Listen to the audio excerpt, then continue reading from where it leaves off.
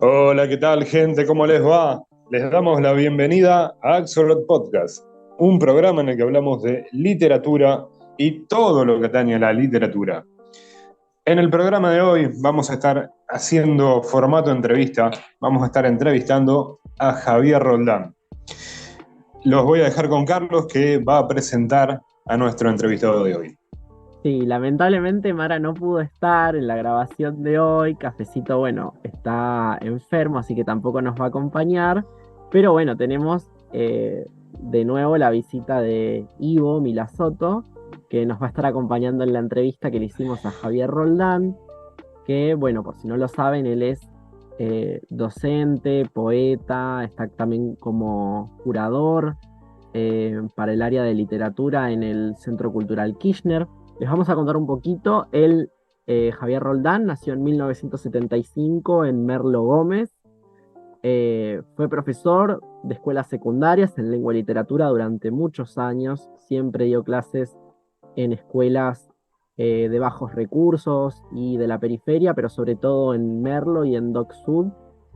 Em, Ahora mismo, este año, él dejó de trabajar como docente y se está dedicando, bueno, a esto que mencionaba, de trabajar en el CCK, y además da talleres de escritura y de lectura de poesía, que lo pueden buscar como un sapo intuitivo en redes, en Instagram por lo menos. Em, Javier publicó dos poemarios, uno es La extraña dama, que lo publica con Alto Pou en 2015, y Villa Tranquila, que lo publica con Editorial Santos Locos en 2018. Y además, que esto me parece como un dato sumamente importante, porque no solamente estamos entrevistando a un docente y poeta, sino que también estamos entrevistando a un editor, porque él en 2019, junto con su esposo Alfredo Machado, fundan una editorial especializada en poesía que se llama Patronus. Así que eso va a estar sumamente interesante. Hay muchísimos más datos que me encantaría como revelarles antes de que comience la entrevista, pero bueno, no, ya lo vamos a ver. Bueno, nada, eso, es una excelente persona, Javier, que accedió a darnos un ratito de su tiempo para poder entrevistarlo. Sin más, creo yo, a no ser que quieras agregar algo, Lucas. No, no, mandale derecho a la entrevista. Perfecto. Bueno, los dejamos con la entrevista.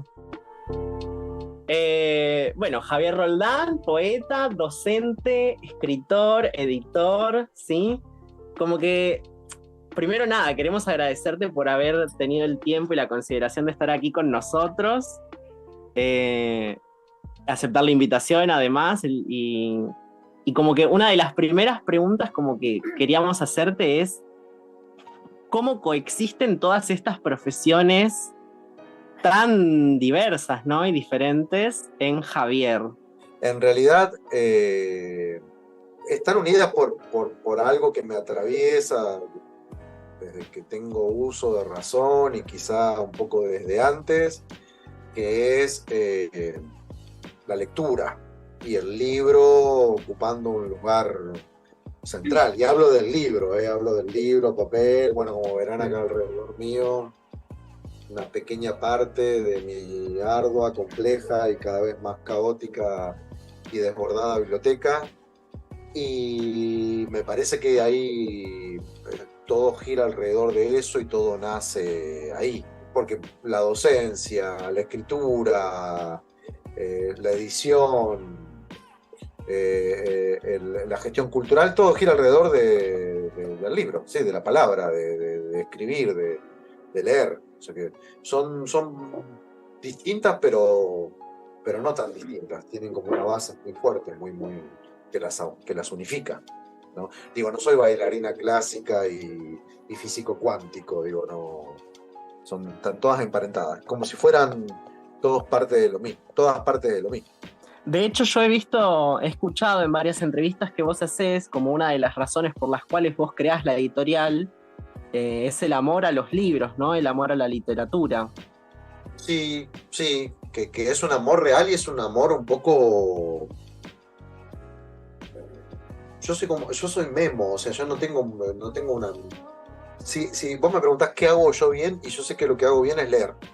yo sé que soy un muy buen lector, que es lo que hice siempre y es lo que realmente me apasiona y realmente me conmueve. Digo, no soy una persona, no sé mucho de música, no sé mucho de cine, no sé mucho, digo, si hay algo que sé es de leer.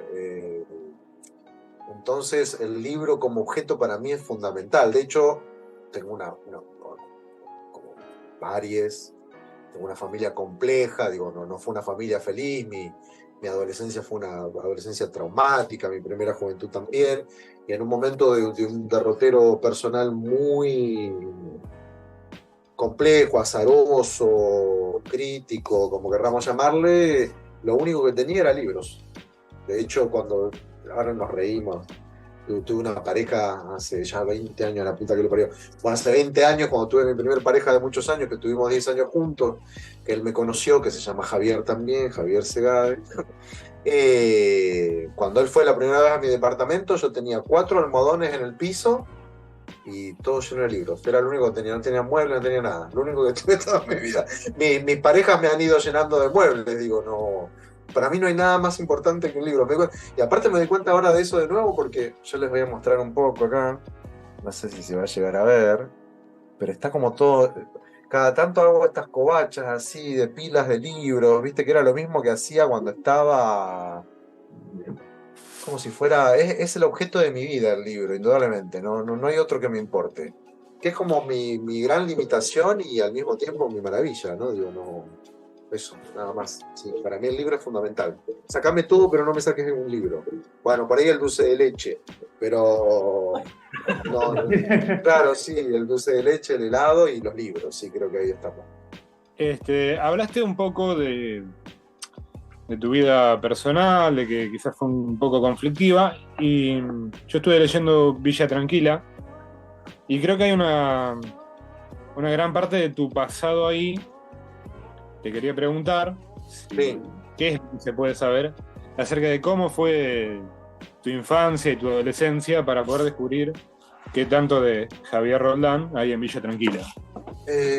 Mi infancia, una infancia de barrio obrero, yo soy de Merlo Gómez, el oeste profundo. Recordame tu nombre. Lucas. Lucas, yo soy de Merlo, del Merlo profundo, un Merlo de calles de tierra, al costado del Belgrano Sur, que es un tren diésel que sigue estando al día de hoy, que es el tren diésel que va desde Libertad en Merlo al Mercado Central, acá en la ciudad. Un tren que sigue estando, sigue funcionando, que pasaba por La Salada, era el tren que te llevaba a La Salada desde el oeste. Y cuando La Salada eran piletas, no cuando eran ferias, sino cuando eran piletas para ir a meterse. Y o sea que es un barrio obrero, era un barrio de calles de tierra, con un sector así como muy pobre de donde era mi papá.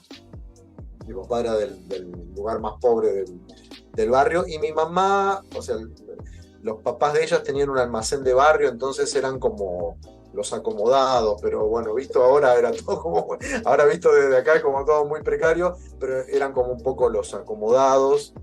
Y esa es mi infancia, una familia compleja, signada por 2 enfermedades, la de mi abuelo, que es un alcoholismo crónico violento, que es el abuelo que me crió, y una abuela, o sea, la esposa de él, esquizofrénica, bueno, súper complejo todo.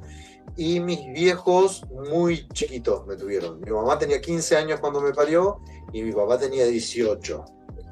Entonces los que fungieron como padres fueron mis abuelos maternos, que fueron unos padres terribles. Y mis papás biológicos fueron mis hermanos, son como mis hermanos. Más allá de que ahora sí los reconozco como padres, pero digo, hubo todo ellos después me dejaron que me criaran mis abuelos, una situación de abandono, bueno, todo eso. Pero la infancia, cuando las enfermedades que asignaban a mi familia no estaban en su esplendor, tranquila. La adolescencia fue la debacle total. La adolescencia fue... Pero aparte coincidió, bueno, ahora se me va a mezclar un poco, se nos va a mezclar con lo que está pasando, ¿no? Digo, la Argentina una vez más en una gran crisis económica, pero bueno, cuando la familia se descalabra de todo, en ese momento fue en el 89, con la hiperinflación. Digo, fue como la primer gran crisis económica que se lleva todo puesto. Sí. Soy Mara, te quiero hacer una pregunta. Decime, En Mara. esta infancia y adolescencia caótica y marginal, ¿cómo llegaron los libros a tu vida? El libro Muy buena objeto. pregunta, muy buena pregunta. Antes que- Mira, sintetizando un montón, el papá de mi abuela, Chicha, era socialista, pero era socialista de la vieja escuela. Era el que creía que la cultura iba a cambiar el mundo. Entonces él tenía una relación muy fuerte con los libros, que indudablemente mi abuela, que es una señora que no terminó, que solo tenía primaria nada más y empezó a trabajar desde muy chica, como lo cuento ahí en uno de los poemas. Mi abuela empezó a trabajar en una fábrica de medias cuando tenía 7, 8 años, planchando medias. Mi abuela planchaba, las subían a un tablón y la hacían El planchar. poema Ternura. Claro, La ternura. el poema de la ternura. Y ella un día tenía tanta vergüenza, no era chica, bueno, sí tenía 8, pero una nena. Y se hizo pis encima del tablón porque le daba mucha vergüenza pedir permiso para ir al baño, trabajando. ¿No? Bueno, digo. Y entonces mi abuela, ella tenía una relación rara con los libros. Ella no leía, pero se ve que le había quedado la marca del padre. Y ella fue la primera persona que me regaló un libro, y me parece que ahí me dio como, sí, como también digo en otro poema, ¿no? Me dio como el gran regalo que me podrían haber dado, que fue habilitarme ese espacio, ¿no? Porque pues, en mi familia no había libros, en la casa de mis abuelos no había libros, estaba la Biblia, con lo obvio, ¿no? Había una Biblia por ahí dando vueltas, y 2 o 3 libros más. Mi mamá fue la que llegó como más avanzada en el sistema educativo, porque ella terminó la secundaria de adulta, después de haberme parido a mí, hizo la secundaria de adolescente grande, y había arrancado una carrera universitaria que no terminó. O sea, mi vieja fue la que llegó como más lejana en el... Mi papá tampoco tenía la primaria terminada, de hecho, mi abuelo tampoco tenía la primaria terminada, o sea, una casa donde los libros no estaban, pero mi abuela me dio eso, y a mí eso me cambió la vida.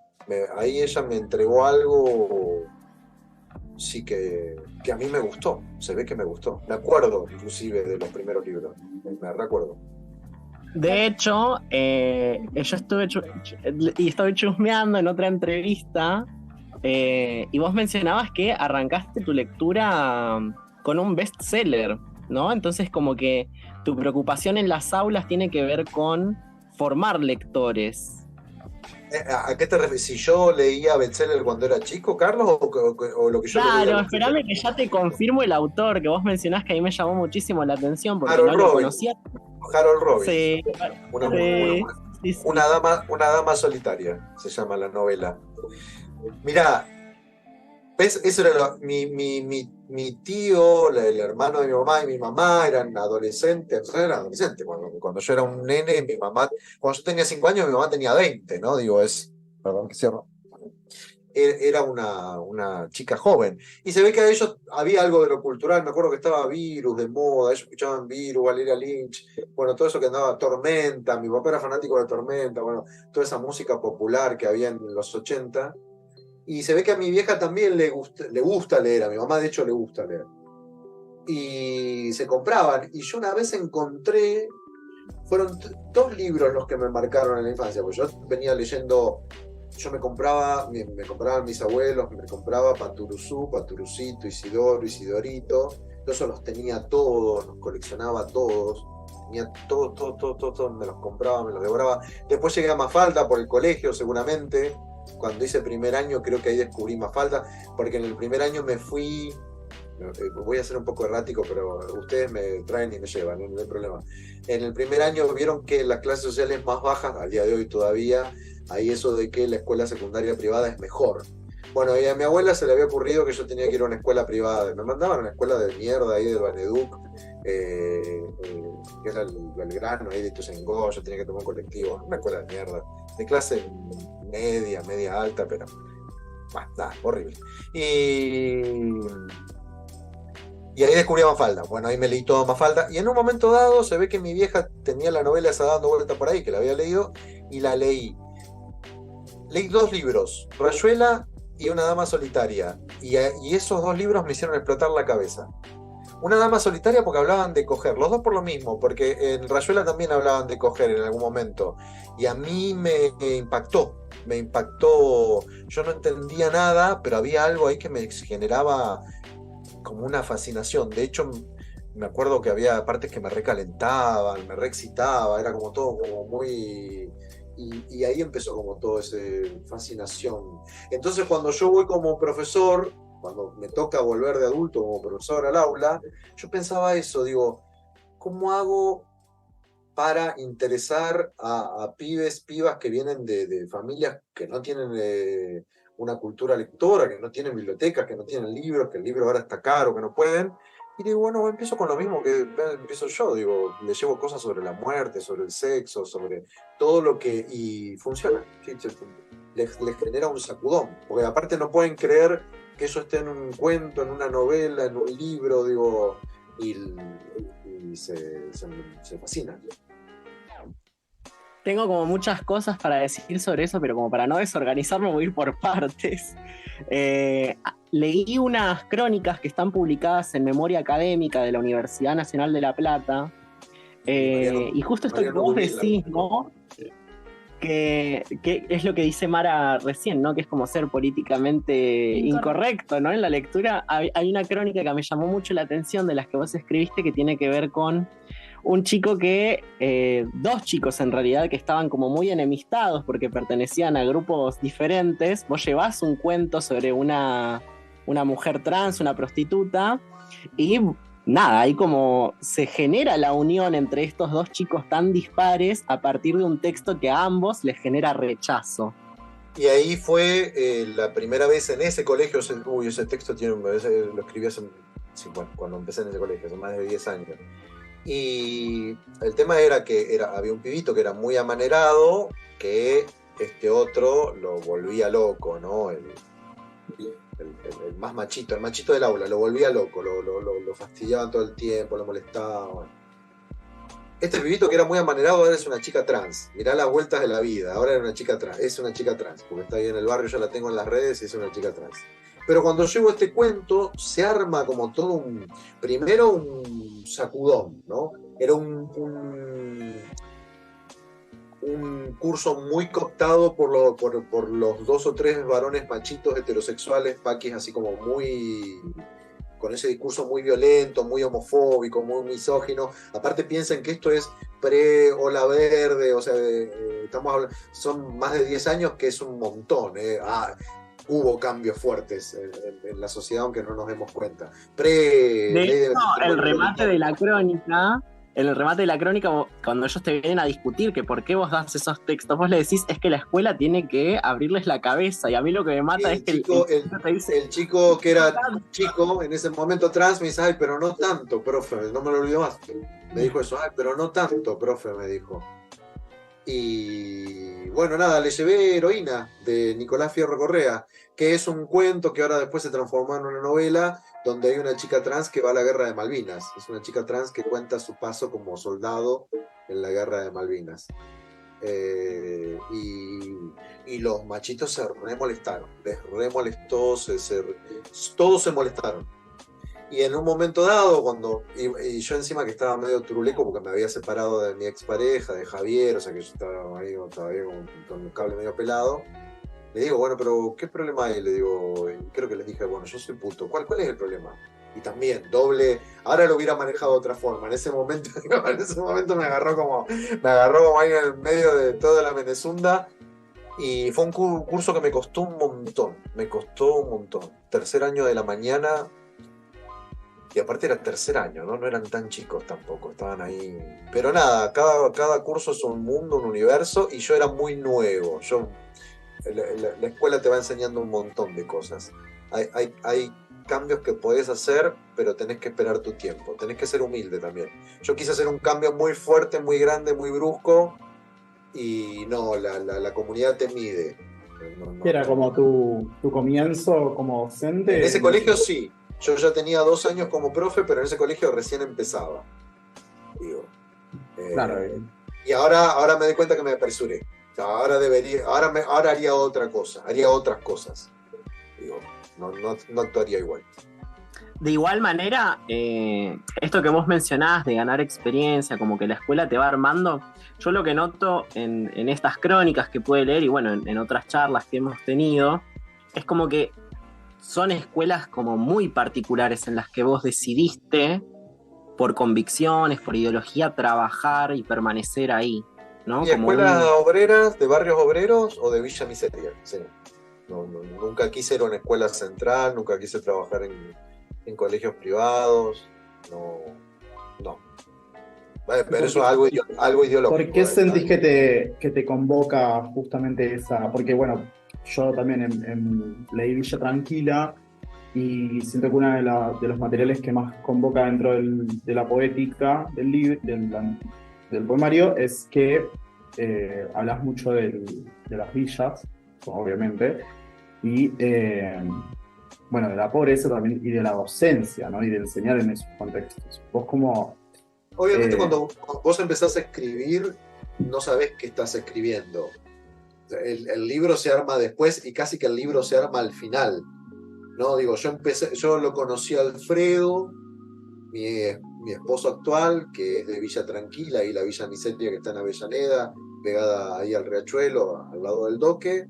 Mi esposo es de ahí. Yo trabajaba como profesor desde hacía 3 o 4 años en colegios de Villa Miseria. Y al mismo tiempo ganó Macri, ¿no? Y esas 3 cosas se conjugaron y algo surgió después, porque yo ahora te voy a dar, con el diario del lunes te voy a dar la lectura. A mí lo que me impactaba era decir, ¿por qué socialmente gana la ideología que presenta que el demonio encarnado está en los barrios pobres, en las villas miserias?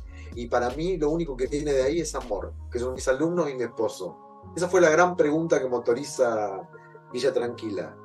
Y que yo vengo también de un barrio obrero, y mis abuelos son... O sea, digo, la diferencia entre una Villa Miseria de donde vivía yo y bueno, son las 4 crisis económicas que llevamos encima. Digo, si esto sigue así, dentro de 10 años vamos a estar todos medio viviendo en una gran villa, salvo Vidal que va a estar acá en la isla con Mirta Legrand, digo.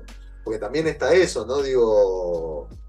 La proximidad de las experiencias entre... Sí, que estamos todos medio ahí, ¿viste? Claro. Que estamos todos medio ahí. Cada crisis de estas sacudones fuertes que nos va pegando nos va dejando estructuralmente cada vez más pobres.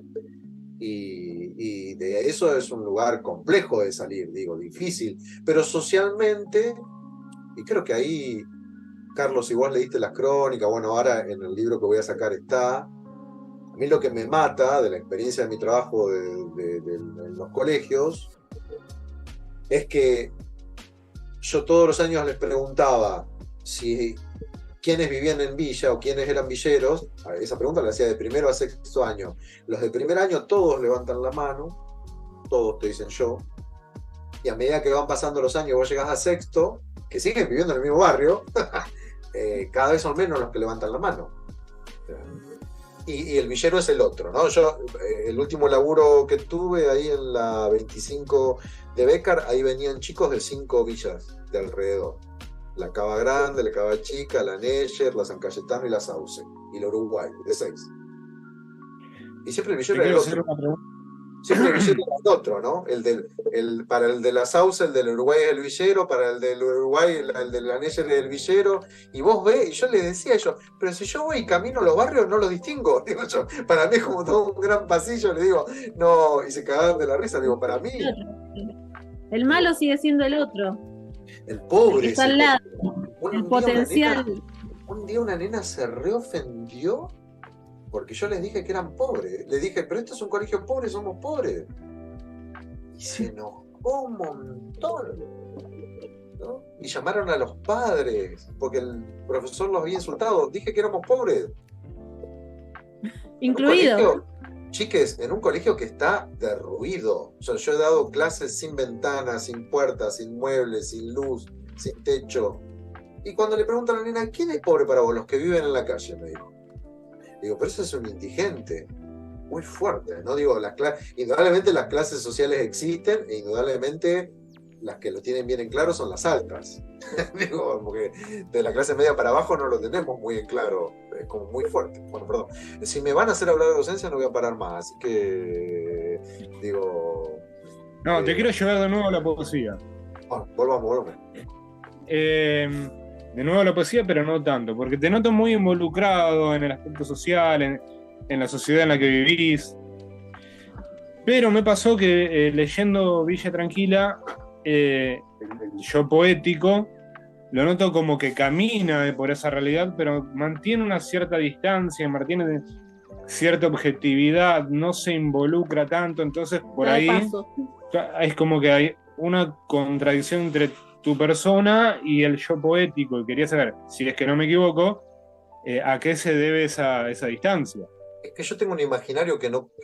soy un híbrido, eso, pero fui toda la vida un híbrido, digo, y es como lo que me cabe, digo. En el barrio en que yo me crié, era hijo de los dueños del almacén. Era un barrio obrero, de calle de tierra, el que conocemos todos, digo. Nosotros llovía, teníamos que ponernos bolsas de nylon alrededor en las zapatillas para ir caminando por el barro, para el colegio. El clásico que hemos hecho todos, se inundaban, lo que todos sabemos. Pero comíamos todos los días y comíamos bien. Eso ya nos diferenciaba, ¿no? Digo, y mis abuelos, los papás de mi mamá, dentro de su ignorancia, marcaban profundamente esta diferencia, ¿no? Digo, de hecho, la familia de mi papá, que era más pobre, le decían que vivían en el rancho de la Cambicha, ¿no? Eran como muy despectivos hacia las familias más pobres. Y después creo que al haber incorporado el libro y también al haber... porque ahí también entra mi elección sexual. La elección sexual es una palabra horrible. Soy puto, ¿no? También soy puto de los 80 y estaba todo mal si eras puto en los 80. Entonces para mí, por ejemplo, el fútbol me es completamente reactivo. De hecho, con los chiques en los talleres me cargan un montón porque me dicen, usted hacer el popular y odian al fútbol. Digo, no es que yo odio al fútbol. Todos los recuerdos de mi infancia y de mi adolescencia son expulsivos con respecto al fútbol, ¿no? Digo, porque ser puto estaba todo mal, digo, era como todo muy complejo, ¿no? Entonces el libro creo que a mí me formateó un poco la cabeza, después que me mandaron a esos colegios de mierda de esto de medio pelo. Yo tengo un imaginario de clase media. Culturalmente tengo un imaginario de clase media, en cierto sentido. No tengo un imaginario de Villa Miseria, digo, no me voy a hacer algo que no soy. El yo poético de Villa Tranquila está construido a conciencia. Yo no soy villero, digo, nunca lo fui, no me voy a hacer el villero. Creo que por ahí lo que te diferencia. Soy de una clase media baja lumpen, ponele, ¿no? Que hay un montón, el conurbano está lleno de eso, digo, viste, las clases sociales son complejas porque mis abuelos eran pequeños, ¿cómo se llama? Un cuentapropista, digo, tenía un pequeño almacencito. Mi abuelo había laburado en una fábrica, pero no eran obreros. ¿Cómo cuesta también definirnos desde la etiqueta? No hay una etiqueta para definirlo, sino yo vivo acá, pero yo no soy esto, pero soy aquello. ¿Viste cómo nos acostumbramos a tener que etiquetarnos para definirnos, ¿no?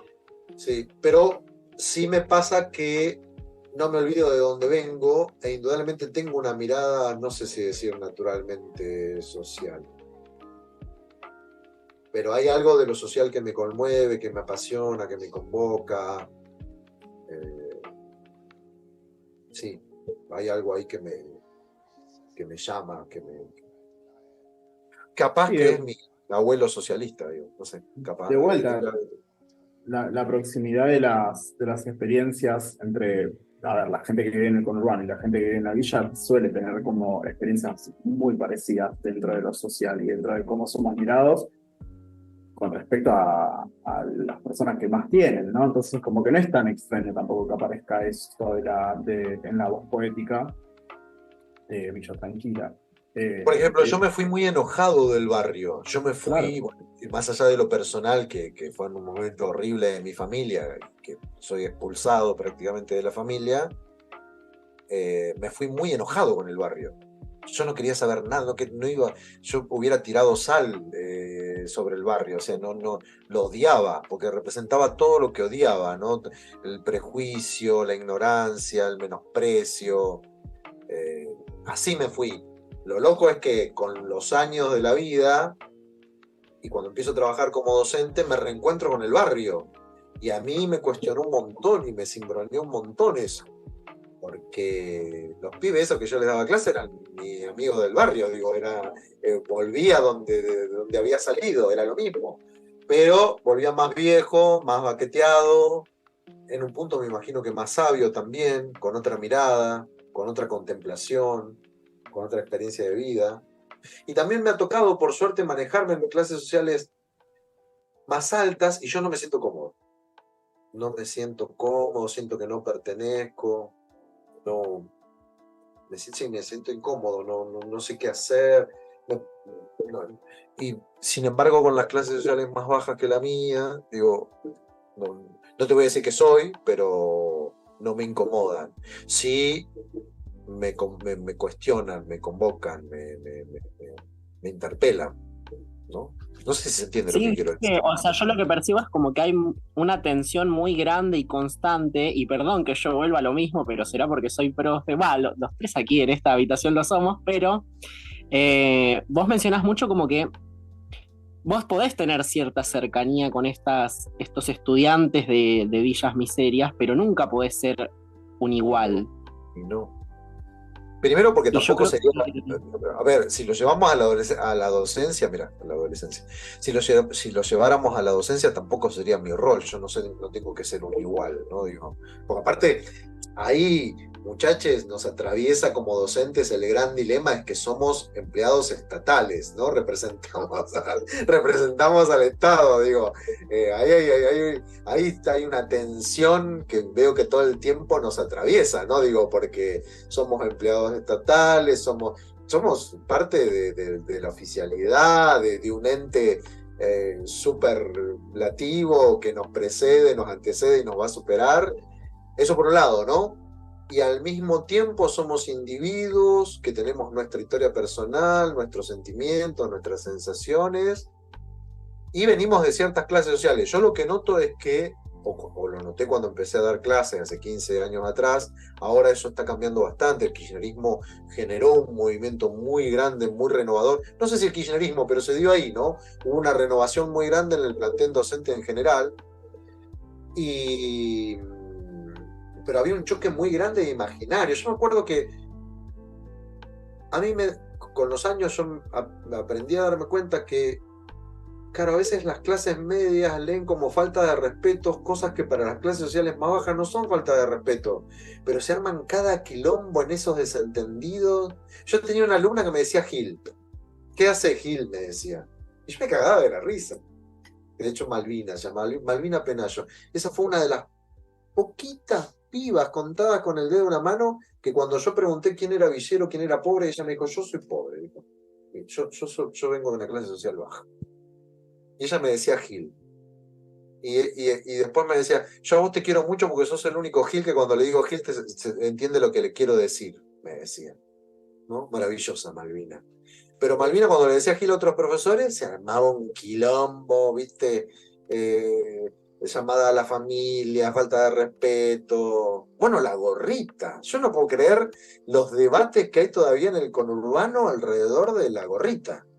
Y de profesores que toman que los pibes se saquen la gorrita como si estuvieran haciendo el cambio educativo del milenio, ¿no? Ni siquiera del siglo, ¿no? Digo, y vos le decís ¿por qué? Porque tienen que aprender respeto, te dicen. Yo digo, pero yo voy a la universidad del conurbano y los chicos en la universidad van con gorrita y en la universidad no le hacen sacar la gorrita, ¿eh? No, pero bueno. Y entonces lo que terminás viendo es que es una cuestión de clase social. Claro, es que estamos navegando de un siglo al otro, el paso de un siglo al otro, que todavía se quiere mantener esta escuela tradicional, que saluden al profesor, que se callen, pibes callados. No, quiero que hablen, debatan, peleense conmigo, pero ¿viste? Ese anclaje todavía tradicional del respeto, pero el respeto se transforma, el respeto se construye Y Y también vamos estamos. allá de las palabras también. A mí me dicen, che, profe. Me dicen, ¿cómo te van a decir che, profe? Y sí, no me están faltando el respeto a decirme che. No. Mira, todos estos años, sabiendo que yo soy puto, que estoy casado con un chabón, digo, ¿no? Jamás ningún alumno, ninguna alumna, nadie me dijo nada, nadie, nada. Nada. Nunca. Con mucho cariño, mucho amor, mucho respeto, digo, no. Yo había otro profesor una vez que lo volvían loco, ¿no? Un profesor de matemáticas, pero no se llevaban bien con él. Y a él sí lo gastaban, ¿no? El maricón, el puto, nada. Yo le decía, pero ¿por qué le dicen eso? A veces yo también soy puto. Y una vez un pibe me dijo, pero a él le da vergüenza, me dijo. A vos no te da vergüenza lo que sos. Y vos sos sincero con nosotros, me dijo. Ah, fuerte. Es Igual son como, bravos. Son bravos. Fuertísimo. Son súper bravos. muy- Yo no sí. los tengo idealizados. Yo los quiero un montón, pero no los tengo idealizados. Son bravos, ¿eh? Son súper bravos, ¿eh? Y cada curso, y de hecho, bueno, lo vimos con el debate del pañuelo verde, ¿no? Casi el 90% pañuelo celeste, digo, a veces son como ultraconservadores, digo, es como complejo el aula, ¿no? No es que son maravillosos, sí lo son, pero bueno, no idealizados. Por ahí decimos conservadores, pero en realidad es una característica de la clase más baja, es tener una fe religiosa.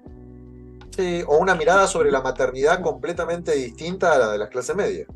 Bueno, escúchame, acá Lucas está queriendo gestionar que hablemos de la extraña dama, porque Vamos. nos ponemos con la docencia y no Sí, paramos, sí, no paramos, sí, Sí. es un embole, dale, vamos para la extraña. Es un embole. Decilo. Es que no es un No es un embole. embole, pero bueno, no nos convoca el tema de hoy. Sí, Ah, es un sí, pero- embole, es un embole. Estamos, los docentes nos juntamos y hablamos de Dale, docencia. dale. No, te quería preguntar por la influencia en tu vida y en tu yo poético, en tu labor artística, la influencia que tiene el cine al momento de escribir, si realmente estás importante, Atormentada por amor. si realmente es importante en tu vida o solamente fue algo para producir este libro. Alta marca de los 80. Las Sí, referencias en la obviamente. extraña. Obviamente, sí, la extraña. No, el cine a mí me encanta. Ahora era como mucho más cinéfilo en la adolescencia. Ahora ahí lo pensé mientras vos me lo estabas preguntando.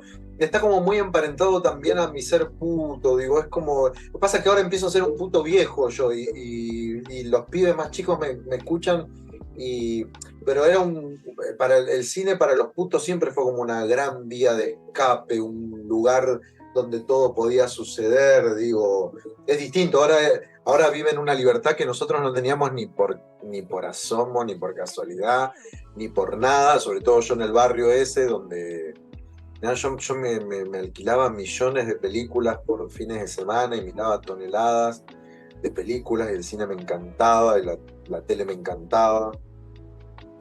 Entonces sí, muy importante, muy importante. Aparte por esto amanerado, después lo descubrí a Puig, encima después lo descubrí a Puig, digo, y eso también me transformó, me llevó, de hecho La extraña dama está citado él, digo, el cine para los putos es fundamental, es como muy, como un lugar de reconocimiento, de escape. Digo, De reconocimiento. sublimación, claro, sublimás ahí en la imagen y en esa ficción, sublimás un montón de cosas que no se podían manifestar en ese momento. Exactamente, un montón. Que el gran. ¿Sabes que no? Sí. No, continúa. No, digo que el que nos mostró eso primero y antes que nada fue Puig, ¿no? Lemebel decía, sin la tía Puig ninguno de nosotros estaríamos acá, y yo creo que sí, realmente. Puig nos abrió un universo, facilitó, nos habilitó eso, ¿no? Darnos cuenta de cómo lo queer, lo camp, todo eso estaba en el cine y nos constituía, ¿no? Era como nuestra gran vía de escape, una de las grandes vías de escape. Sí, yo quizás algo que me gustaría, si me podés aclarar. Sí.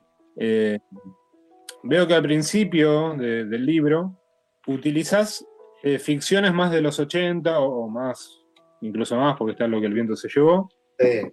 Y de repente pegás un salto en la segunda parte, pegás un salto más a la modernidad, más a la época actual. Nombrando películas como Gravedad, ¿dónde está? Esta la verdad que no la registro, no la saco. ¿Cuál? Donde la bailarina se convierte De Flashdance. Flashdance. Esa es Flashdance. Es que no tiene 40 años como nosotras. Quiero preguntar de la extraña dama. Sí. Pará, le pregunté algo. Carla, le contesto a Lucas. Lo que pasa es Dale. que La extraña dama surge en el taller literario de Osvaldo Bossi, muy loco, porque ahí volvemos a la docencia. Yo empiezo a estudiar de grande, termino la secundaria de grande porque no tenía la secundaria terminada. Empiezo el profesorado. Cuando voy a ir al profesorado, una de las cosas que me dicen, vos vas a tener que hacer escribir a los pibes en el aula. Y yo dije, ¿cómo voy a hacer escribir a los pibes si yo no escribo? Bueno, me busco un taller. Me estaba empezando ya a picar. Lo conocí a Osvaldo en una librería, porque yo fui muchos años librero. Bueno, voy con Osvaldo y ahí voy con la idea de escribir una novela con él. Porque yo estaba fascinado. En mi adolescencia hubo una señora, mujer que fungió como madre, que ella tenía en la casa un montón de libros del círculo de lectores, y uno de los libros que me prestó es Lo que el viento se llevó, y yo quedé maravillado con esa novela, que más de puto no puede ser. Y después también está esas películas que nombro, Salvo Gravedad, Flashdance, Lo que el viento se llevó, se daban mucho en la tele abierta de los 80, eran como grandes programas, de hecho se anunciaban como programas casi de para quedarte en tu casa un viernes, un sábado a la noche para ver las películas, y era un lugar central que la tele perdió también ahora, ¿no? Que no lo tiene ni por casualidad. Y Lo que el viento se llevó es por eso, porque surge como un proyecto que iba a ser una novela, y después empezaron a salir poemas, y lo estiré hasta donde pude, y después eso me llevó a otros lados. Lo que pasa con La extraña dama es que para mí quedó inconcluso, si es que alguna vez terminás de escribir un libro, porque tenía otras ramificaciones que después no tomó, ¿no? Esto es algo que hablo mucho con las chicas en el taller, en los talleres que doy, ¿no? Digo, hay algo que te empuja del circuito de escritura a publicar, pero a veces me parece que los libros necesitan más tiempo. La extraña dama yo la debería haber escrito durante unos años más, pero bueno, nada, me agarró el apuro y la publiqué y salió así, salió como un Frankenstein, pero debería estar más armada. Vos hace un ratito, en la llamada anterior, mencionabas que como que el libro se termina de armar recién al final. Sí. Y sobre eso tengo dos preguntas. La primera tiene que ver con, bueno, ambos libros, Villa Tranquila y La extraña dama, mencionás que a quien le confiaste la lectura final es a Osvaldo Bossi. Sí. Bueno, entonces la primera pregunta gira en torno a, bueno, ¿qué onda esa experiencia, no? ¿Qué onda con esa confianza tan fuerte en un maestro? Es mi maestro. Claro. Es mi maestro, es un maestro terrible, porque Osvaldo es terrible. Yo lo amo con toda mi alma. Y es mi maestro. Sí, no sé cómo explicarlo. Para mí tiene un oído universal con el poema. Lo que él dice para mí, en un 99,99% siempre es cierto con respecto a los poemas. Y yo me parece que lo agarré como en la etapa de mayor esplendor, porque el taller mío fue un taller muy intenso. El taller que me formó como poeta fue un taller donde, bueno, estaba Verónica Yatá, estaba Patricio Foglia, estaban todos estos que andan dando vuelta ahora por ahí, que forman un poco el mundillo poético de los que tienen 30 y algo, estaban ahí. Digo, yo soy 10 años más grande que ellos, ¿no? Estoy como desfasados 10 años. Pero yo soy de la camada de Tom Maver, Patricio Foglia, Verónica Yatá, digo, Luciana Rey, bueno, todo eso que andan dando vuelta ahora, Natalia Romero, digo, todos los poetas del 2010, de la generación del 10. Y nada, Osvaldo es para mí como palabra santa, ¿no? Como realmente un un hablado por la poesía. Ahora el tercer libro que estoy por publicar no está corregido con Osvaldo. Es el primer libro que yo corrijo sin Osvaldo. Sí. Bueno, y la segunda pregunta tenía que ver con, bueno, siguiendo esta misma idea, ¿no? ¿Qué sucede con tu labor de editor cuando te llegan manuscritos, ¿no? ¿Vas con esta misma idea de que el libro se termina de armar, se termina de formar con tu trabajo como editor?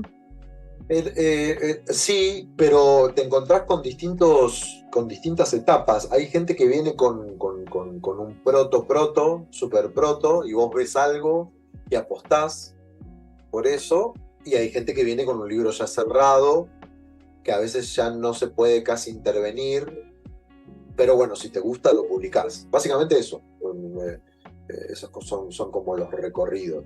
Lo que pasa es que también al dar talleres yo, ahí hay todo un entramado donde también a veces veo el surgimiento de algunos libros, como con Pilar Sanjurjo, ¿no? Donde ella publica La Plaqueta, que son los poemas que escribe en mi taller. Digo, ahí hay como un recorrido completo, casi se podría llegar a decir.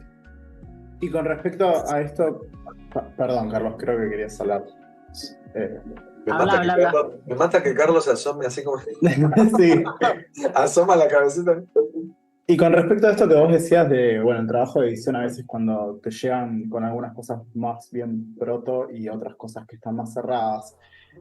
Vos como editor, cuando te encontrás con estas cosas cerradas, es como que vos lo que ves ahí es, bueno, a ver, esto me gusta y ya está, y eso es como lo que se No, publica, creo que es un error, creo que es un error pensar.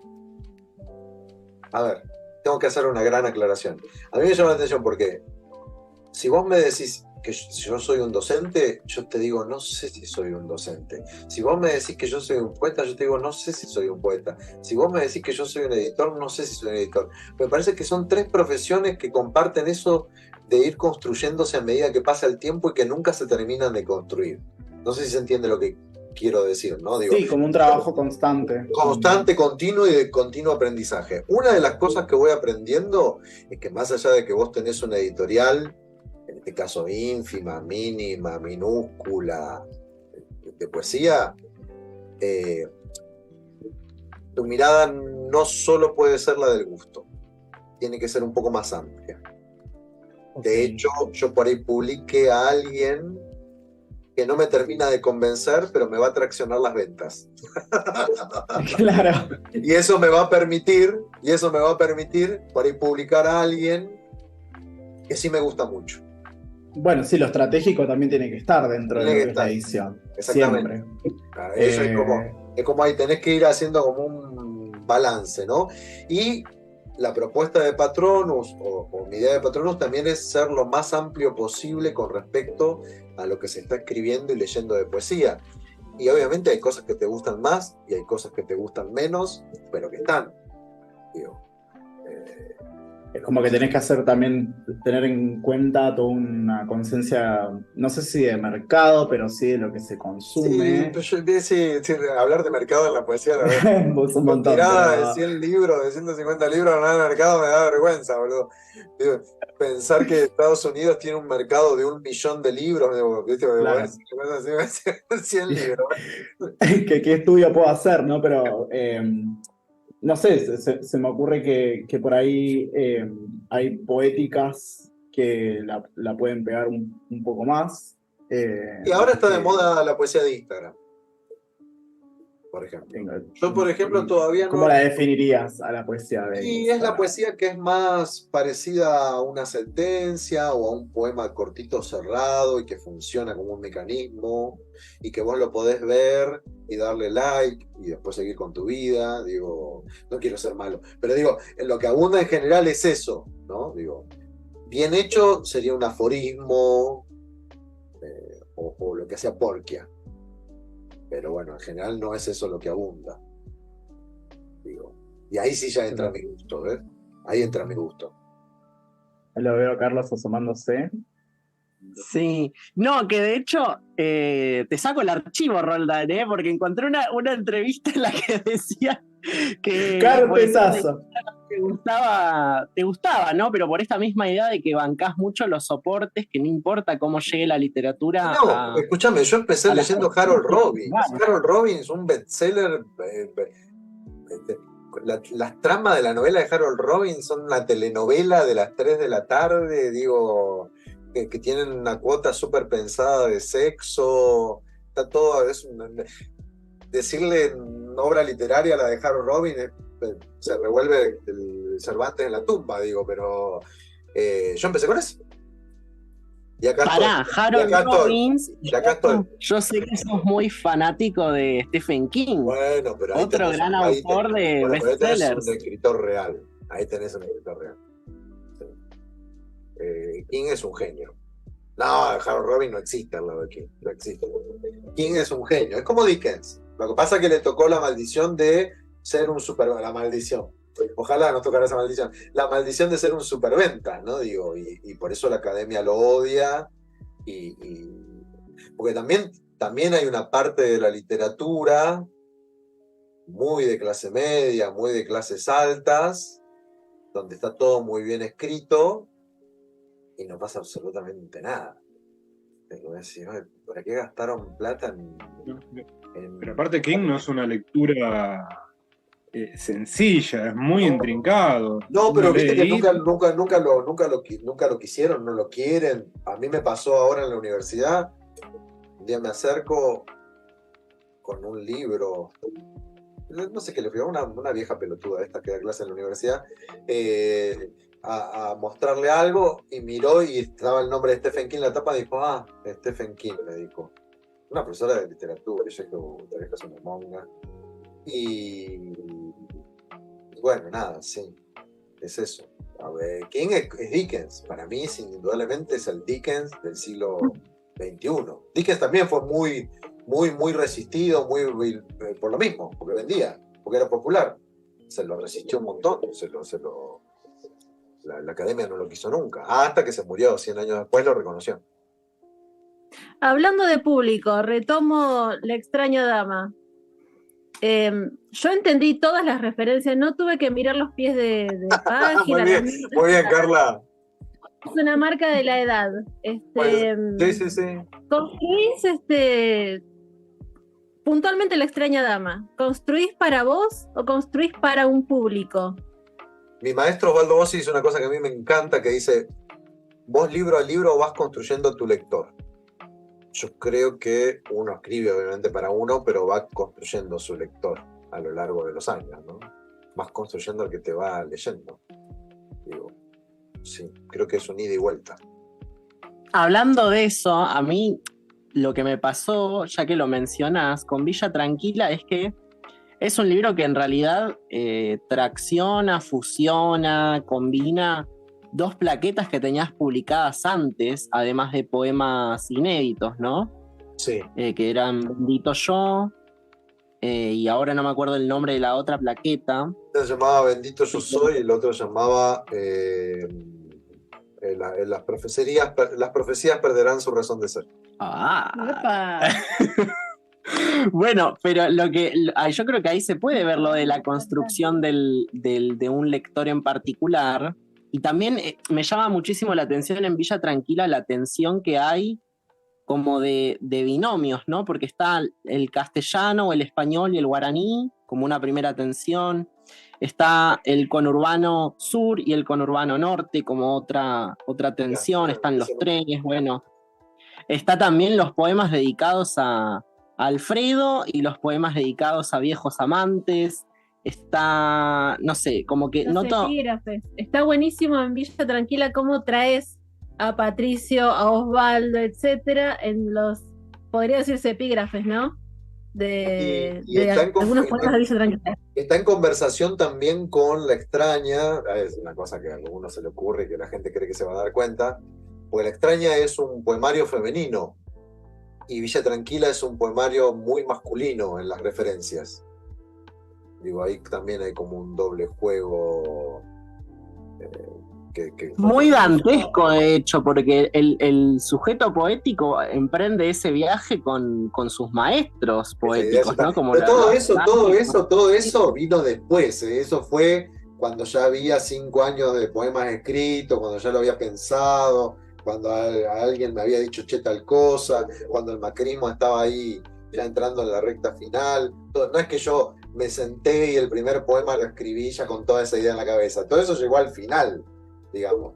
Y también ahí, más que el editor, uy, esto no lo podría decir, más que el editor, porque yo fui con el libro cerrado, ahí Osvaldo fue muy importante. Osvaldo, en los dos fue muy importante Osvaldo. En los dos me dio el título y me dio como el tono, decirme, yo voy con un montón de poemas a Osvaldo y le digo, mira, tengo todo esto. Lo leemos, lo trabajamos y él me dice, bueno, me parece que es por acá. Y ahí por donde él me señaló, es por donde yo fui. Y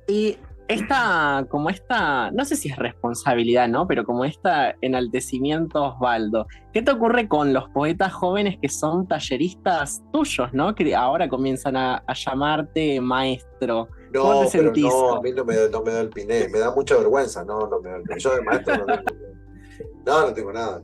Yo acompaño, sé que soy responsable y serio en mi trabajo, pero no, maestro.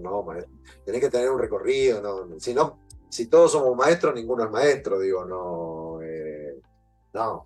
Maestro yo de nadie, no. Sí, compañero, sí, gauchito, sí, buena persona, sí, responsable con mi trabajo, pero no, maestro no. Maestro es Osvaldo. Maestro es Osvaldo, maestra es Sandy Nachón. Digo, yo soy muy. En algunos aspectos soy disruptivo, pero en otros soy muy tradicional. Y para mí en la cancha se ven los pingos, digo. Para vos ponerte mote, eso es muy del barrio también. Digo, tenés que tener recorrido, no es que cualquiera viene y hace cualquier cosa, digo. Tenés que tener un. No, obvio, aparte que uno no se lo pone, Se gana. se gana, Claro, como la vida de la fama. Bueno, no, pero de hecho, por ejemplo, el tema de los talleres, yo esperé 10 años para dar talleres. Cuando hubo gente de mi generación poética que escribió una plaqueta y salió a dar talleres. Digo, estoy siendo un poco malo, pero bueno, hay algo de eso, ¿no? Digo, creo que uno tiene que esperar. Cada uno hace lo que puede y también están las circunstancias, ¿no? Si tenés que ganarte el pan, yo no voy a criticar a nadie que tenga que ir a dar un taller porque tiene que ganarse un peso. Bueno, no, digo, pero creo que hay que esperar, porque si no, ¿qué vas a compartir? ¿Qué vas a llevar? ¿Qué vas a transmitir? ¿Qué vas a construir? Cuando vos estás en formación todavía, digo, ¿qué es lo que...?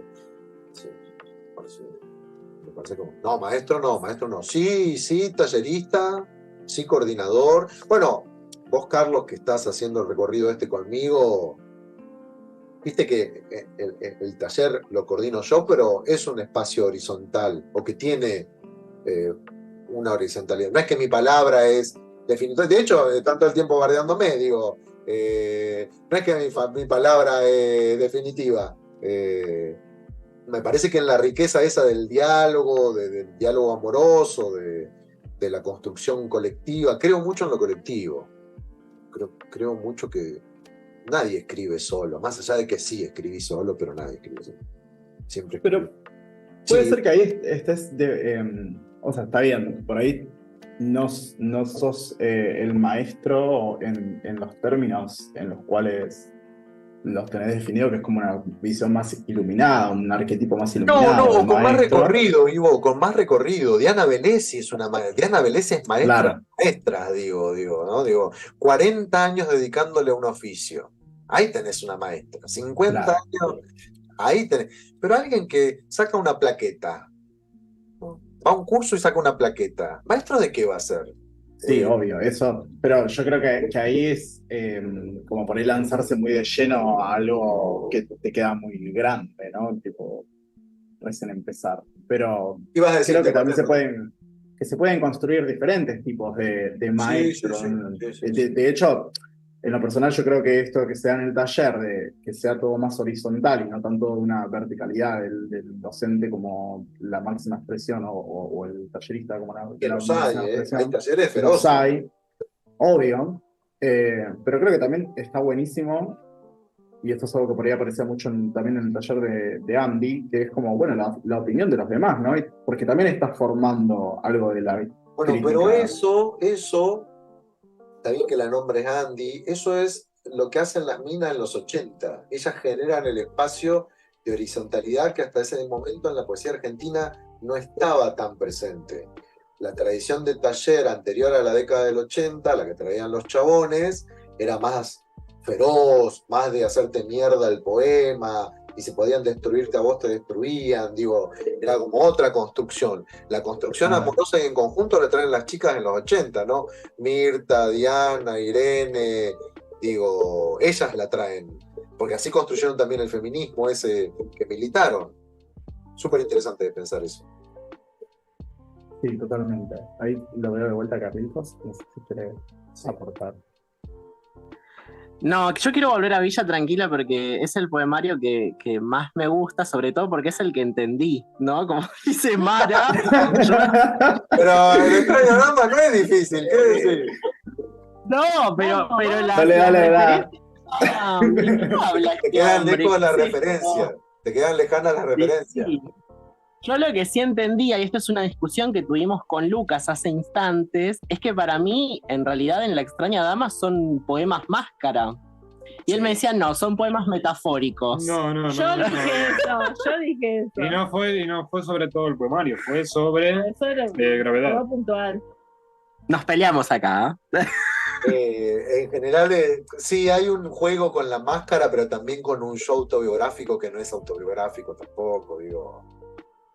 Porque ahí, La extraña dama lo que intentó ser es un homenaje al melodrama, ¿no? Como a la educación amorosa que recibimos a través de la tele en los 80, digo, ¿no? Digo, vos pensás todas esas series, todas esas películas que mirábamos, donde estaban todos esos chongos inalcanzables, y la mina que sufría y que era una mártir, digo, todo eso nos formó, digo, de ahí así quedamos, digo, ¿no? Digo.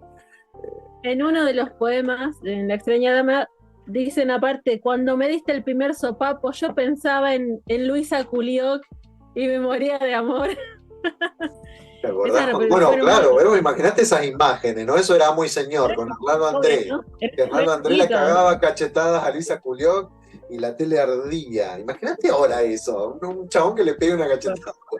Y que eso sea, porque aparte era como el ejemplo del varón. Ah, eso es un varón. ¿Ves? Ahí está. Las minas quieren pija y quieren golpe. Era todo el tiempo era así, pero hasta no hace tan lejos, digo, te vas un poco. Yo me acuerdo hasta hace poco, cuando la mina te dice cuando la mina te dice no, te está diciendo que sí en realidad, quiere que vos la obligues un poco. Claro. O cuando traes la época dorada de Hollywood, con lo que el viento se llevó cuando Scarlett es sacudida por Red. Y él es el hombre ahí, es el que manda. Siempre viste la sumisión de la mujer. Y Scarlett igual fue un personaje disruptivo, ¿no? Porque fue una mujer. Sí. Está súper interesante analizar el personaje de Scarlett, porque fue una mujer pragmática, sí. que descreía del amor. Es súper interesante el personaje de Scarlett. Era una mujer que no creía en el amor. Ella quería estar bien económicamente, para lo cual en su momento fue revolucionario, ¿no? Digo, porque Melanie representaba como a la mujer más tradicional, ¿no? La prima que era buenísima, negada, que no desconfiaba de nadie. Bueno, retomando mi pregunta que quedó inconclusa, tiene que ver con, en Villa Tranquila, otra de las tensiones que a mí más me interesan es la que tiene que ver con, bueno, el ser puto, pero el puto viviendo en el siglo XXI que pertenece a otra generación, ¿no? Como qué sucede con el sexo fugaz, los encuentros feroces, ¿no? Como la pérdida quizás del romanticismo, del amor, del melodrama, y qué sucede con ese cuerpo en plena transformación en búsqueda del cariño, del afecto. ¿Y cuál es tu pregunta? Está muy bien lo que está diciendo. Está muy bien lo que está diciendo. La pregunta es como, ¿de dónde surge, no? Como esta motivación. ¿Puedo decir la serie de poemas de Coger? Eso que hay, la serie de poemas de Coger, que hay varios. Claro. Y eso surgió de la separación, de mi separación con mi anterior pareja. Porque aparte, Bueno, ahí me voy a poner como medio a contar intimidades. Bueno, contando Dale. dentro de Dale, lo que puedo, dentro de lo que puedo contar y se puede contar en público, digo, yo soy una persona criada por los abuelos, que también hay, y eso se da también en el conurbano mucho, digo, a veces hay un discurso más tradicional porque hay generaciones criadas por generaciones más grandes porque los padres fueron a trabajar. Es como medio raro ahí el entramado. Mis abuelos eran ultra conservadores, digo, eran como muy conservadores en algunas cosas, pero son los que me criaron. Eso por un lado. Y después a mí me pasó que yo, por X circunstancias, en el momento en que debería haber salido a coger ferozmente, estaba en la Iglesia Católica, ¿no? Seguramente ahí elaborando mi ser puto traumáticamente, porque soy de una generación que ser puto no estaba nada bien, estaba todo mal, ¿no? Con mucha culpa. Encima, mi despertar sexual, la pubertad, fue durante el HIV, durante el SIDA, la peste rosa, digo, era como, es todo un combo ahí, explosivo en ese sentido. Lo hablo mucho con mis congéneres yo a eso, ¿no? Digo, por ejemplo, vemos ahora muy en boga el sexo bareback, ¿no? No me cuido, ¿no? Y yo le decía a mi compadre el otro día, para mí me parece como un horror eso, porque para mí el sexo siempre tiene que ser cuidado, o sea, con preservativo, todo es entramado en la cabeza de uno, ¿no? Digo, pero me separo después de estar 10 años en pareja, siendo que estuve de los 27 a los 37 años, y cuando me separo estaba la explosión del Grindr y todas las aplicaciones. Y lo que antes era muy dificultoso, vos prendías un aparatito y tenías 20 para coger todo el tiempo. Eso fue como un cimbronazo, ¿no? Fue como un descubrir algo que yo no conocía, nada, y un poco los poemas salen de ahí. Y también sobre esa reflexión, ¿no? De no puede haber sexo que sea eso y nada más, sin una connotación negativa, pero eso es muy, muy de mi generación, ¿no? Digo, porque por ahí ustedes, los más chicos, lo tienen como más manchado. Digo, para mí está piola cuando toda relación sexual, sea con amor o no, pero ahí está el tema, ¿qué es el amor? Ahí está como el gran tema. Digo, ¿qué es el amor? El que se tuvieron mis abuelos, que se odiaron durante 40 años y estuvieron 40 años juntos, y mi abuelo cagando la pala a mi abuela y dejando la morada de los golpes. Eso era el amor. Y mi abuela jamás siéndole infiel a mi abuelo, mientras mi abuelo le metió los cuernos con Dios y con María Santísima. ¿Eso es el amor? Digo, ¿se entiende digo, Sí. no se puede sentir amor por un garche fugaz? ¿No puede haber amor en esa situación? ¿No puede haber algo de cariño? ¿No puede haber amabilidad, como querramos llamarlo? No, ¿se puede ¿se puede amar a varias personas al mismo tiempo? Bueno, los poemas de coger van por ese lado, Carlos. Bueno, me encanta. Y escúchame, Javi, te quiero consultar por el próximo libro que está pronto a publicarse. ¿Qué onda con esa novedad Mirá, editorial? estamos ahí, a días. Ya en cualquier momento estamos esperando que nos llame. Y esa es Satrapía, nace de una plaqueta que publiqué en el 2020, que la publiqué justo para la pandemia. Justo saco la plaqueta. Pues Primicia para Axolotistas. No, ya lo publicó en Instagram. Ah, así no vale. ¿Cómo, Carla? No te escuché. Mara, primicia para Mara. nosotros. ¿Qué cosa? La Eso- publicación, pero le digo que no, que Claro. ya lo anunciaste por Instagram. No, sí, la anuncié por Instagram. Sí, ahí me salió el ojo de editor. Digo, tengo que empezar a preparar el terreno para que me compre un libro. Ahí está el mercado. Claro, Me un quedo libro, colado. anunciar, generar expectativa. Igual a quién le importa, ¿no? Pero bueno, nada, generar expectativa, digo. ¿Qué era? ¿A dónde estaba? Me habías preguntado por... Satrapía, que es una Bueno, plaqueta que surge salió como una en- plaqueta, pero bueno, son 10 años de escritura.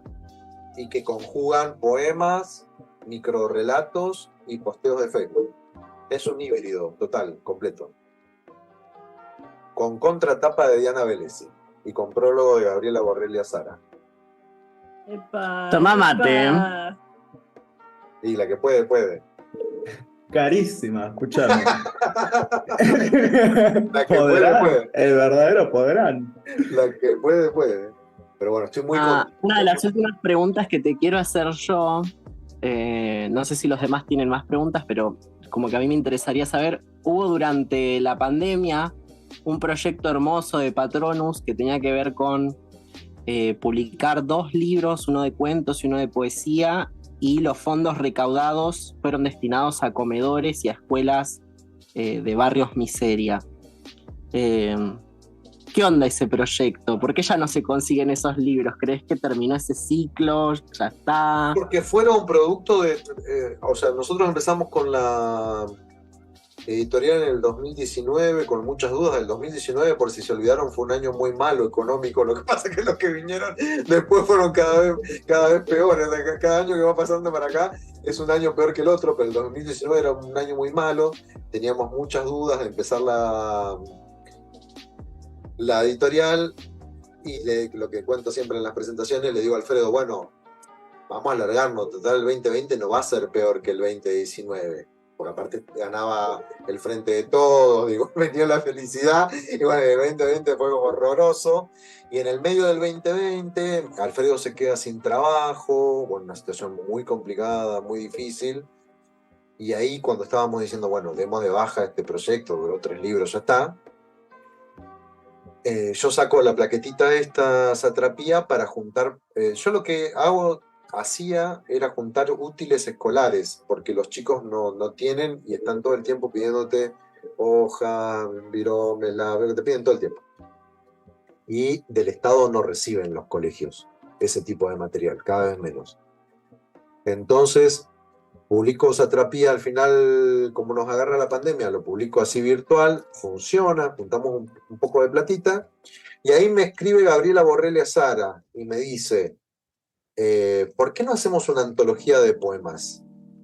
Le pedimos poemas a Diana, a Carlos Batilán, a Alicia Genovese, hacemos una antología con Patronus y las vendemos y juntamos más plata para colaborar más con el colegio.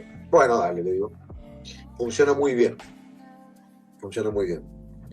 Y ahí se suman 2 colegios más, porque las primeras donaciones fueron para mi colegio, y ahí se suman 2 colegios más, sí, de San Fernando. Y ahí nos habla Gabriela Cabezón Cámara y nos dice, ¿por qué no hacemos esto con cuentos? Bueno, vamos para adelante. Cabezón Cámara dice, yo le pido a Claudia Piñera, a Mariana Enrique, le pido cuentos y sacamos la antología. Bueno, genial. Y ahí pasó algo muy loco, una de las cosas, bueno, una cosa graciosa. Digo, veníamos bien con las ventas, para lo que éramos nosotros. ¿Y vieron el programa de La Nata? El programa de La Nata es el programa de radios más escuchado del país, hace años, ¿no? Es el número 1. Y tiene una... que está al mediodía, en Radio Mitre. Al mediodía en Radio Mitre estaba La Nata, o estaba, no sé si está o estaba. Y tiene que ahora confesó que Wanda Nara tiene cáncer, un maldito. Sí, en vivo. Bueno, pues La Nata, pero tiene el programa, mirá, dime quién te escucha, pero tiene el programa más escuchado del país, el número 1, Radio Mitre, hace años. Y ahí Flavia Pitela, que es la comentarista literaria del programa de La Nata, levanta a raíz, a través de Cabezón Cámara, la antología de cuentos, y ahí explotó. Pero explotó, estaba Alfredo solo respondiendo al pedido por mail de las antologías y nos tuvimos que poner los 2 durante como 2 semanas, porque creo que habíamos recaudado, con la primera plaqueta, pónganle que hayamos recaudado para ese momento 20.000 pesos, que era bastante en ese momento, con satrapía. Después con la antología llegamos a los 70.000, ponele, ¿no? La antología de poemas. Y con el de cuentos, creo que fueron como 500.000 pesos. Fue toda la pandemia, todo el 2020, pudiendo colaborar con 5 o 6 colegios, comprándoles frutas y verduras para reforzar los bolsones, o elementos de alcohol en gel y todo eso que faltaba en los colegios. Así que fue como una locura. Eso fue eso, pero fue de carambola, Carlos, no estuvo ni pensado, ni buscado, ni nada, y salvó a la editorial. porque sin eso la cerrábamos. Súper azaroso, pero impresionante también. Sí. Sí, aparte ahí nos entrevistaron de Canal 13, de Clarín, de todos lados. Ahí nos empezaron a entrevistar de todos lados. Los 5 minutos de fama. Sí, muy, muy, muy loco. Y no es algo que digamos, que se haya podido seguir haciendo o... Pasa que era un contexto muy particular y también está el Claro. tema de los derechos. Si nosotros lo quisiéramos ahora publicar físicamente, ahí deberíamos entrar como en todo un entramado de derechos de autor y todo eso, que no nos interesa, no nos da el cuero, y fue como muy puntual para esa situación. De hecho, después, al final, las antologías las conseguí porque andan dando vuelta ahí en internet, digo, están ahí, la buscás y te la bajás, digo, están ahí. No sé si Ivo tiene alguna pregunta más, o ustedes dos. No, yo estaba... Ella se llama Mara, ¿no? Mara, sí. Me encanta que Mara. esté tejiendo, Mara. Me encanta que esté tejiendo. Mi abuela Chicha tejía, Mara. Mara. Me haces acordar a... Estamos grandes. Estamos Es la tía grandes. Mara. Mi abuela Chicha tejía todos los otoños y todos los inviernos. Me hace acordar a eso. Bueno, yo como no tengo más preguntas y nadie más tiene, nada, como súper agradecerte por el No, tiempo, por la favor. entrevista, No, por pero favor. también quiero, de ser posible, si querés, que nos leas algunos poemas. ¿Qué querés? ¿De qué? Y vos ya sabés cuáles son Ay, mis poemas sí. favoritos. No, de coger. No, ¿cuáles no son tus favoritos? Por favor, que lea alguna de la seguidilla de coger. Grita el público. ¿Querés que lea eso del cojinche? A mí me encanta, el puticlub como... Che, pará que acá- ¿Qué tiene que ver Puticlub? Bueno, leo estos. A ver, 1, 2, 3. 4 de los cortitos te leo, ¿está bien? Dale, Javi. Solo un garche. A Seba. Hace un rato terminamos y acostado junto a mí contás que tuviste que acercarte al cajón para verle la cara a tu amigo muerto, que fuiste el único que se animó. Nadie quería hacerlo. Dijiste, él estaba en la misma postura en que estás vos, y que solo se veía la mitad de su cara toda hinchada. Te acaricio el rostro y me contás que unos días antes habías charlado con tu amigo y que se habían cagado de la risa. Pienso que la muerte apareció, como aparecés vos en mi vida, sin previo aviso, dispuesto al fugaz, feroz, casi anónimo placer que nos brindamos. Gracia plena a Hernán. Como en sueños venís a visitarme y bendito yo soy entre todos mis deseos, pero en lugar de un lirio blanco traes merca y el misterio para mí se devela cuando pasando frente al ventanal tu silueta de sombras me interroga al trasluz con la curvatura destacada de tu miembro. Loverboy, a Pablo. Cada vez que nos cruzamos por ahí, estás enamorado de otro, como la noche en que cogimos por primera vez y me dijiste, para mí sos Leonardo, ese es tu nombre, porque el primer pibe que amé se llamaba así, Leo. Yo tendría 6 años, él tendría 18, era mi vecino, y no había momento más feliz que cuando pasaban a buscarme con su novia y él me decía, ¿subís, campeón?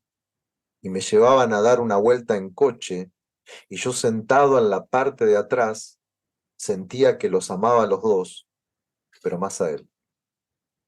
Y el último, Tinder. ¿Ves cómo tratan aquellos muchachos a sus celulares? ¿Ves las sonrisas cómplices, las miradas tiernas que les dedican? ¿Y cómo suavemente deslizan sus dedos por las pantallas?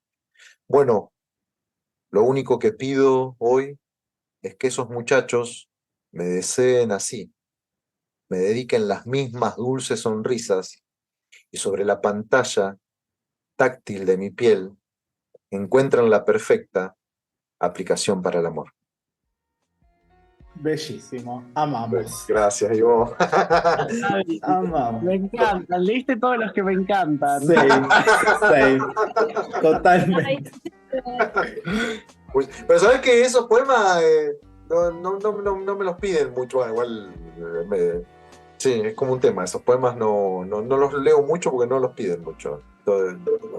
Y hazte tu público, hazte tu público. El público del cojinche, dale, buenísimo. Claro. Bueno, Javi, muchísimas gracias gracias a por la ustedes. entrevista, por el tiempo, por la predisposición, No, por gracias a todo. ustedes. Después me pasan todo para subirlo y todo, ¿no? Sí, bueno, cuando esté. Dale. Calculamos que se va a sentado. pasar en agosto, así que en agosto te pasamos todo. Sí, no falta nada. En 1 o 2 semanas. Bueno, Javi, muchas muchas, gracias. pero muchas gracias. No, gracias a ustedes, son muy amables. Muchas gracias, Javi. Bueno, Javi, nos vemos. Nos vemos.